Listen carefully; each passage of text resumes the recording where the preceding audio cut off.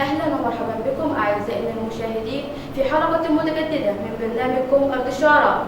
يسعدنا اليوم أن نلتقي بالشاعر الكبير الأستاذ عبد الستار سليم. أهلا ومرحبا بك. أهلا بك وأهلا بالسادة المشاهدين، وأنا بهنيكم على هذه الخطوة الإعلامية الرائعة وهذه التسمية للبرنامج الرائع أرض الشعراء.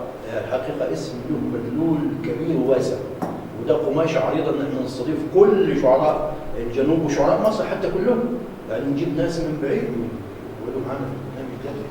وأهنيكم أنتم كمان على قيامكم بهذا الدور، لأنه الحقيقة يدل على إنه عندنا مواهب حتى في سن مبكرة بتبقى موهوبة ومعروفة. أهلا بك. أستاذ عبد الستار، ممكن تحدثنا عن تجربتك الشعرية؟ تجربتي الشعرية كتجربة كل الشعراء في مصر أو في حتى خارج مصر، إنه بتكون الموهبة مولودة مع الإنسان. يعني في واحد بيبقى موهوب في إنه يلعب كورة مثلا، في واحد موهوب إنه بيغني، في واحد موهوب إنه بيمثل مسرح. أنا الحقيقة موهبتي كانت في الشعر علما بأن دراستي ليست أدبية. يعني أنا دخلت كلية العلوم قسم الرياضيات البحث والتطبيقية، وتخرجت واشتغلت مدرس رياضيات وعملت دبلومة وماجستير في الرياضيات، ومع ذلك موهبة الشعر لم أهملها. يعني من زمان وأنا حسيت إني عايز أحب أقرأ الشعر وأكتب الشعر. نعم، فهذه الموهبة نميتها، وخصوصا في المدرسة زمان كانوا المدرسين يحاولوا يكتشفوا المواهب وياخدوا بإيديهم، زي ما احنا بنعمل دلوقتي في قصور الثقافة. يعني قصور الثقافة فيها نوادي الأدب، بنحاول نجيب الناس الموهوبين ونعلمهم، نهديهم وننقذهم ونقول لهم ده كويس وده مش كويس. وبعدين لما دخلت المدرسة الثانوية اطلعت على المكتبة. الحقيقة مدارسنا زمان كان فيها مكتبات، الآن ما فيش مكتبات في المدارس.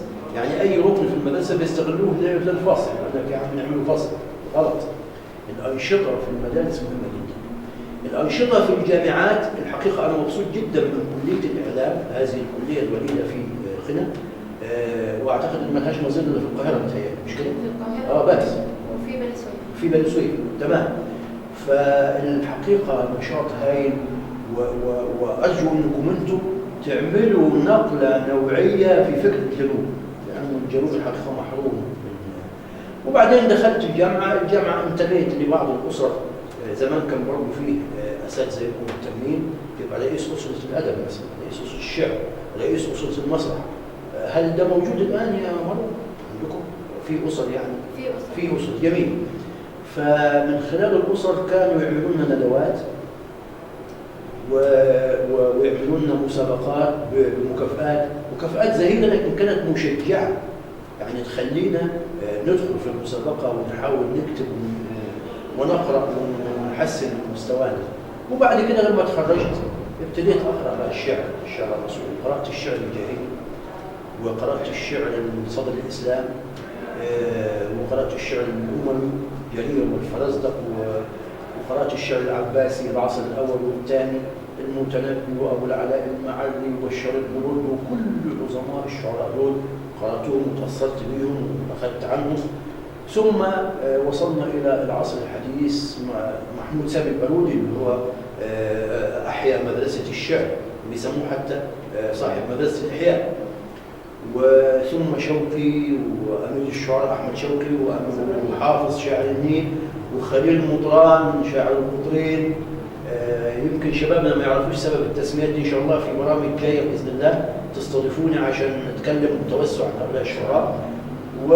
وأصبحت بكتب الشعر الفصيح. وبعدين لما لقيت أهلي وناسي في الجنوب مش فاهمين الشعر الفصيح لأنه فيه تعبيرات صعبة، فقلت الله، إذا كنت أنا شاعر حقيقي ليه ما أكتبش باللهجة بتاعت الجنوب بتاعت أهلي وناسي؟ فبدأت أكتب شعر العامية، اللهجة العامية واللهجة الدارجة. فوجدت إن الناس بتستجيب أكثر من القصيدة الفصحى. يعني مين يعرف شوقي؟ أنا أعتقد لولا إن أم كلثوم غنت لشوقي ما حدش كان يقدر يعرف شعر شوقي. يعني مين يعرف سلو كؤوس الطلاء لامست فاه؟ مين يعرف ولد الهدى فالكائنات ضياء؟ فأم كلثوم اللي هو الغناء، اللحن والموسيقى والغناء الأداء، يعني كان ده شيء عظيم وجميل في إنه يعرف الناس على شعر شوقي. نزار قباني مثلا، مين كان يعرف له شعره او يعرف نزار الا لما غنى له عبد الحليم وغنى له نجاة الصغيره والحاجات دي. فمهم الاعلام له دور كبير في انه يوصل الشعر الى اذهان الناس. عشان كده انا بقول انه مطلوب من الاعلام ومن الصحافه، من التلفزيون، من الاذاعه، مننا احنا في كليتكم هنا. انا شفت النهارده قاعه جميله ورائعه نعمل فيها مؤتمرات وندعي الشباب وندعي الشعراء الكبار علشان يقولون. فهذه هي مسيرتي الشعريه التي انتقلت من الشعر الكلاسيكي الفصيح يعني الى شعر التفعيله الى شعر العاميه، ثم اكتشفت فن اسمه فن الواو اللي هو فن التربيع. وفن التربيع ده اصلا أول واحد عمله كان اسمه ابن غزمان. ابن غزمان ده مولود في قرطبة في الأندلس. هو أول من اخترع نظام التربية، إنه يعمل قصيدة صغيرة مكونة من 4 شطرات اسمها مربع أو تربية.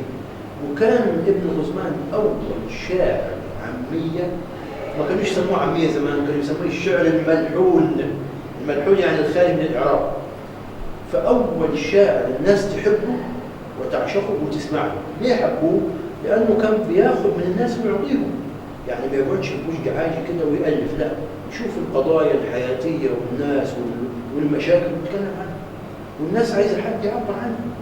فأنا عشان كده قلت ما دام أنا بعرف أكتب شعر، أكتب شعر البسطاء دول بلغتهم، وهذا إسهام في تعريف الناس للشعر. وهذه هي المسيرة باختصار. طب أين نشأ هذا الفن؟ هو فن الواو. فن الواو نشأ وتربى وترعرع في صعيد مصر، يعني لم ينشأ في بحري أو في الدلتا. ليه؟ لأنه أنت تعلمي وأنا أعلم وكل السادة المشاهدين يعلموا أنه صعيد مصر كان محروما من كل البنية الأساسية، لا فيه لا زراعة ولا صناعة ولا تجارة. علشان كده الآن احنا عرفنا أن الصعيد كان طريدا لأبنائه. لما الناس ما تلاقيش شغل يقول لك والله أنا مبحر يعني رايح القاهرة أو الدلتا أو اسكندرية عشان ألاقي شغل هناك. فكان المماليك في عصر المماليك والأتراك، كان العصر المملوكي مهمته جباية الضرائب من الناس، وكان اللي بيقوم بجباية الضرائب واحد اسمه المحتسب. المحتسب اللي هو اللي بيقوم بجمع الضرائب، واللي ما يقومش بدفع الضريبه يا يحبسه يا يضربه. لدرجه انه جدودنا حكوا لي، قالوا لي ان الواحد لو لبس جلابيه جديده لازم يدفع عليها ضريبه. طب يدفع عليها ضريبه وبعدين يختمها المحتسب بخاتمه، يتحط على كتفه كده خاتم المحتسب ويدفع ضريبه.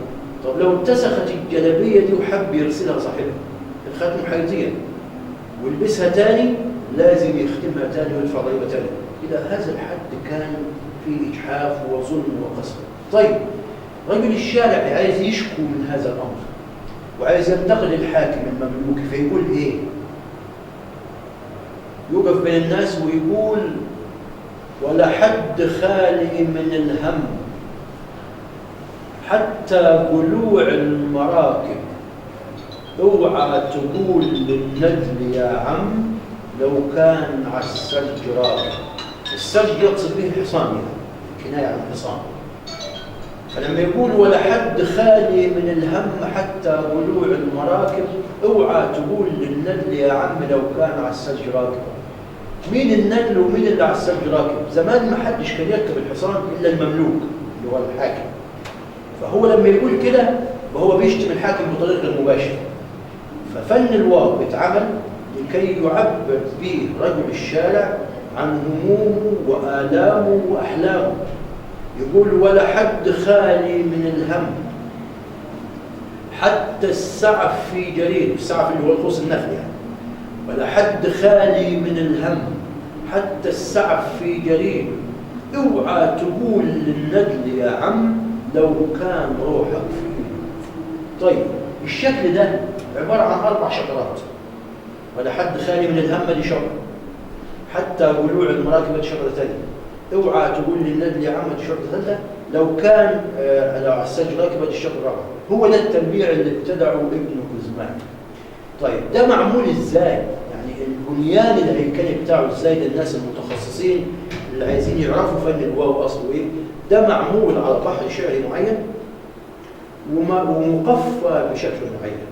يعني احنا عارفين ان القصيده كانت تقفى في اخرها، حتى كانوا يقولوا القصيده دي لاميه، يعني اخرها لام، زي مثلا امرئ القيس لما قال قفا نبكي من ذكرى حبيب ومنزلي بسقط اللوى بين الدخول فحوملي. اخرها اللام فبيسموها قصيده لاميه. شوقي لما يقول ولد الهدى فالكائنات ضياء وفم الزمان تبسم وسناء، دي بيسميها قصيده همزيه لانه اخرها الهمزه. فن الواو اصبح يقفي صدور الابيات معا واعجاز الابيات معا. يعني ايه؟ يعني انا بقول من شعري الخاص، بقول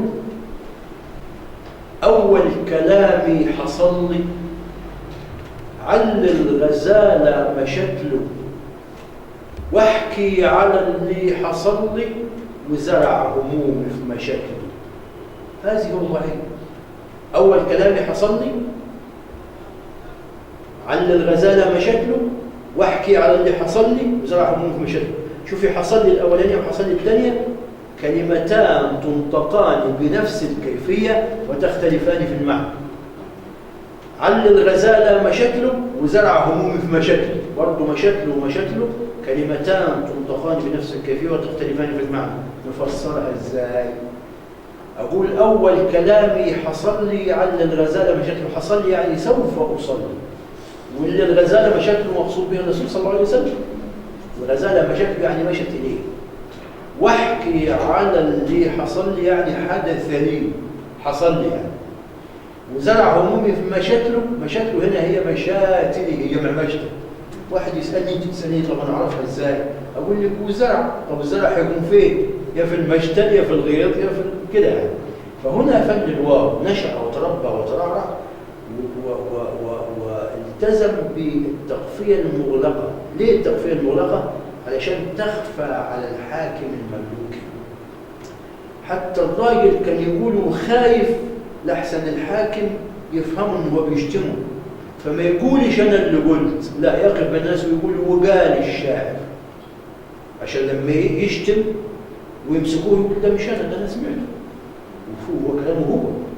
وقال الشاعر ولا حد خالي من الهم حتى الحصى في الاراضي لا ليه مصارين ولا دم ولا هو من الهم فاضي.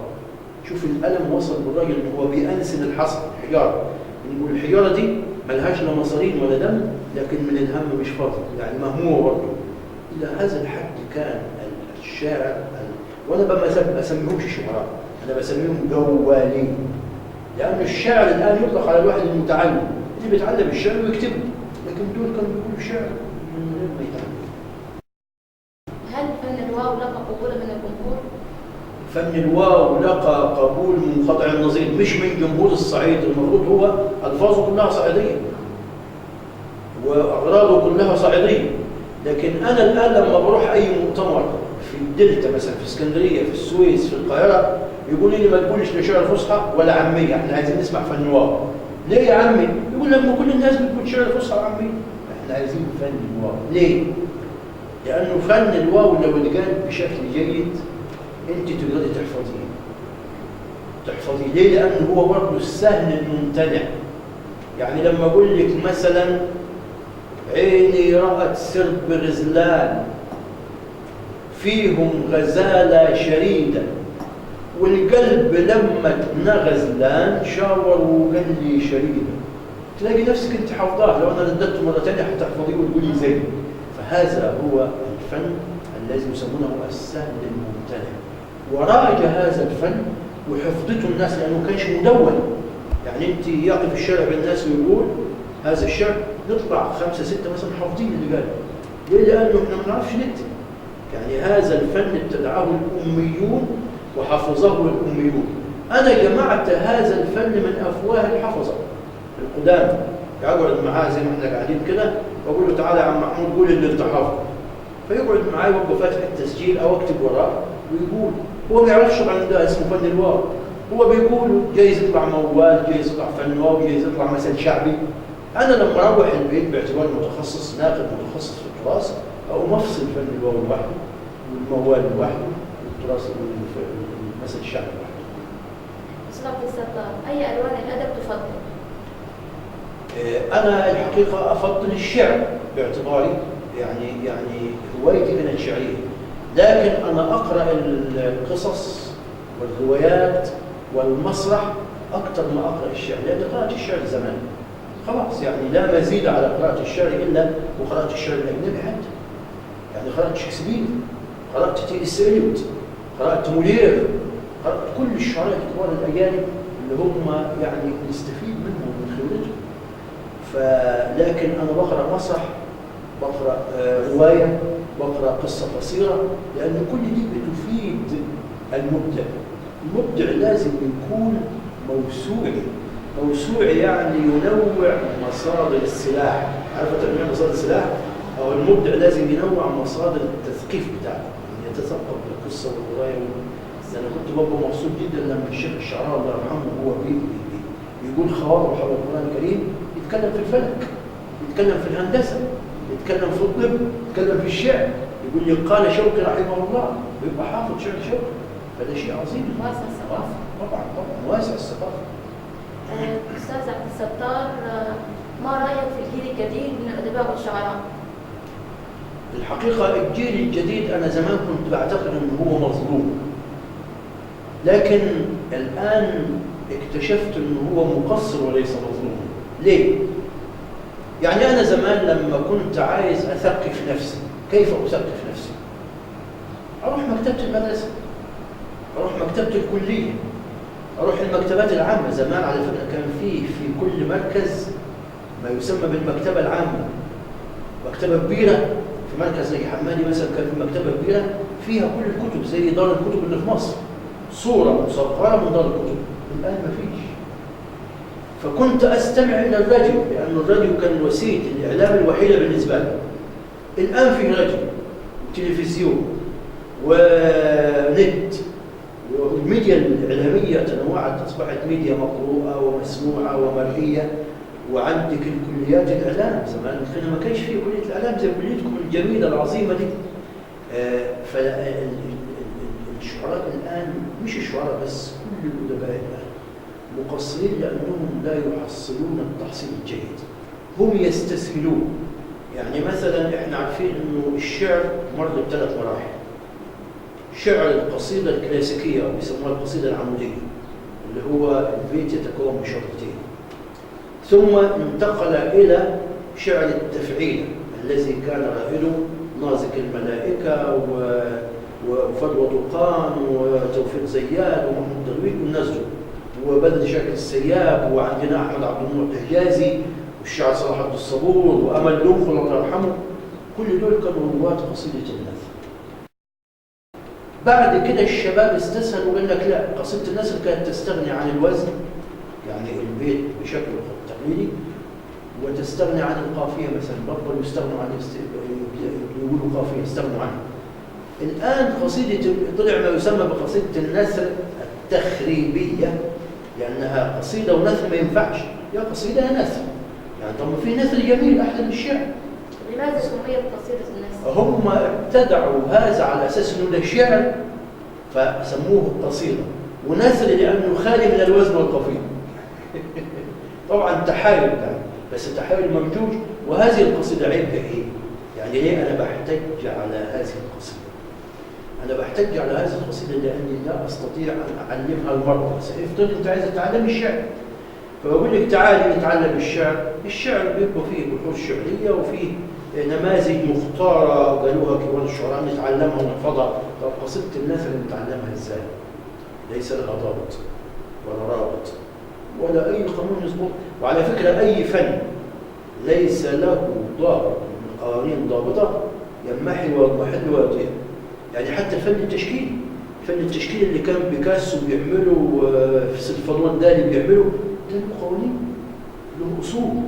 يعني لازم، يعني عشان نقول اللوحة دي فيها عيب، أو أقول البيت الشعري ده فيه عيب، أو العبارة دي فيها عيب، يعني افترض أنت قلت عبارة مختلة نحويا، يعني رفعت المنصوب ونصبت المرفوع، ما ينفعش، لازم يبقى في قوانين. فقصيدة النثر أنا بحتاج عليها، مش أنا بس، وكثير من الناس اللي بيحبوا الشعر الأصيل بيقفوا ضد هذه القصيدة لأنها قد تدمر الشعر العربي. يعني أنا قلت أساهم إزاي في هذا الأمر. أنا عملت برنامج في إذاعة البرنامج الثقافي اللي هو كان اسمه البرنامج التالي زمان في إذاعة مصر، اسم البرنامج الثقافي. أنا عملت فيه برنامج عشان أساهم بأن أنا أعيد عشاق الشعر ومريديه إلى ساحة الشعر، فعملت برنامج سميناه تذوق الشعر مع الشاعر عبد الستار سليم. طب البرنامج ده بيتكون إزاي؟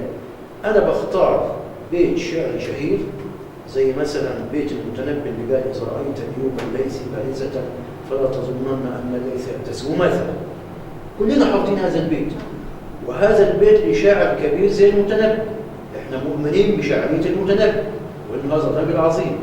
فبنجيب البيت ده وأشرح أنا الأسلوب الشعري، جماليات الأسلوب وجماليات الصور الشعرية، الكناية والاستعارة والتصوير والتشبيه البليغ والتشبيه الناقص كله. فعلشان نخلي شبابنا يقف على جماليات الشعر الأصيل، ثم بعد ما يتعلم جماليات الشعر الأصيل ويقوله ينتقل إلى ما شاء. يعني بيكاسو وصل إلى المدرسة التكعيبية إزاي؟ بعد ما مر بالمرحلة، كل المراحل بتاعت الفن التشكيلي. إنما مش يجي الشاعر عشان يكتب قصيدة الناس من غير ما يكتب القصيدة العمودية وقصيدة التفعيل. عشان كده ما تلاقيش حد مشهور أو حد الناس بتقول فلان قال ما يحفظوش بأي حاجة. الشاعر نفسه صاحب قصيدة الناس لا يحفظ شيء. فهذه الحقيقة يجب أن ناخذ بالنا منها. أستاذ عبد الستار لك دور بارز في مجال الإعلام، حدثنا عن هذا الدور. والله أنا أشكرك على هذا السؤال. أنا الحقيقة يعني بعد ما درست بكالوريوس العلوم في رياضيات البحث والتطبيق، أنا خريج أسيوط على فكرة، أنا ثاني دفعة في علوم أسيوط، ودرست على يد أساتذة في الرياضيات كبار. يعني كان بيدرسنا الدكتور أحمد حماد رئيس هيئة الطاقة الذرية مثلا، كان بيدرسنا الدكتور عطية عاشور رئيس مركز البحوث، كان بيدرسونا أساتذة كبار جايين. يعني يوم ما اتفتحت كلية أسيوط ما كانش فيه أساتذة محليين. الدكتور سليمان حسين الله يرحمه اللي هو أول رئيس جامعة أسيوط اللي هو أنشأها وكونها، جاب لنا كبار الأساتذة من جامعة القاهرة وعين شمس واسكندرية يجونا ويدرسونا في أسيوط، فتعلمت على أيديهم علم حقيقي. يعني أنا درست النظرية النسبية لأينشتاين، النسبية العامة والخاصة، وأنا في ثالثة ورابعة في القاهرة كانوا يدرسوها في الدراسات العليا. كان بعد ما ياخذ بكالوريوس الدراسات العليا يدرسوها العامة والخاصة. الحقيقة أنا يعني أشبعوني في الرياضيات، فحبيت الرياضيات. وبعدين قلت الله، طب ليه أنا إذا كنت بحب الرياضيات أنا عايز أخلي أحبب الناس في الرياضيات. فأول ما عملت برنامج إذاعي، عملت برنامج إذاعي في الإذاعة إن أنا أشرح النظرية النسبية الخاصة لأينشتاين. يعني إيه سرعة الضوء، ويعني الكتلة، ويعني إيه الحجم. دي كانت الحقيقة مقولة الإنتاج بتاعي.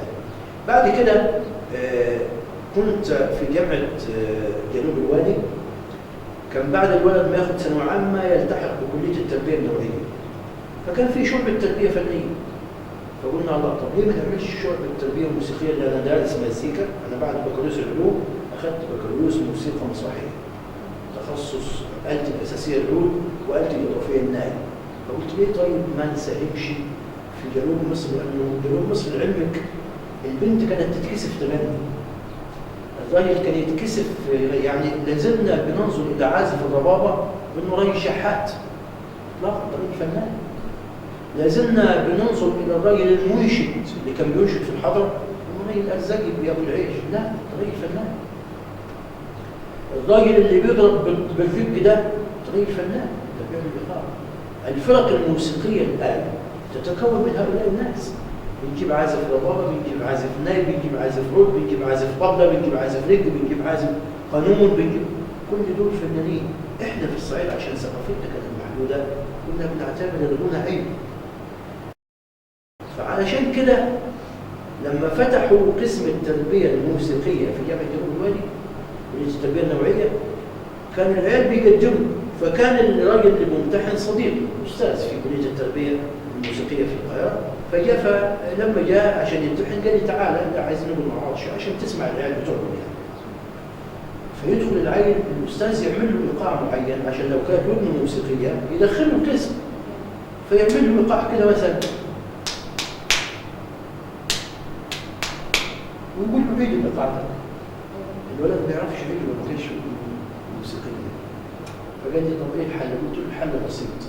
فرحت كاتب خطاب للقاهرة قلت لهم عايزين نعمل برنامج يتحدث عن الموسيقى، وأنا أقوم بشرح مبسط للموسيقى لأبناء الجنوب. لما اتعملت قناة تامة، لأنه ده بالصوت والصورة هيبين الموضوع أكثر من الإذاعة. فالحقيقة الناس مشكورين وافقوا لي على هذا البرنامج. البرنامج ده من خلاله أنا كنت بستضيف كل الأساتذة الموسيقى في مصر. استضفت نتيب الحفني، استضفت سليم سحاب، استضفت الأستاذ عاطف عازف الناي، كل الناس اللي في مصر استضفتوه في البرنامج. وأحيانا كنت باخد الكاميرا وأروح أصور في القاهرة، أروح له في مكان عشان ما يتعبش يعني، وبعدين نستضيفهم يجوا هنا عشان يتفرجوا على البلاد والجنوب والكلام ده. الحقيقة أساتذة التربية الموسيقية الصعايدة اللي هم موجودين في التربية النوعية الآن تلاميذ لبرنامج كنت مسميه ضوء الموسيقى. الآن عملت طوق الحمامة مثلا لابن حزم، عملت له سيناريو وحولته إلى حلقات اتعملت 30 حلقة في رمضان من خلال القناة التامة. عملت برنامج اسمه موشحات عشان أشرح يعني ايه موشح، يعني ايه علاقة الموشح بالموال. الناس ما تعرفش يعني ايه الموال. شرحنا الموال.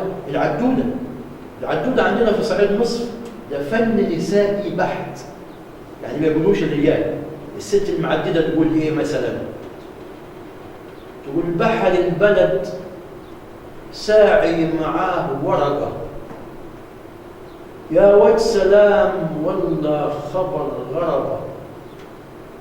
بحر البلد ساعي معاه جواب، يا ود سلام والله خبر غياب. هذه الرباعية اسمها العدودة.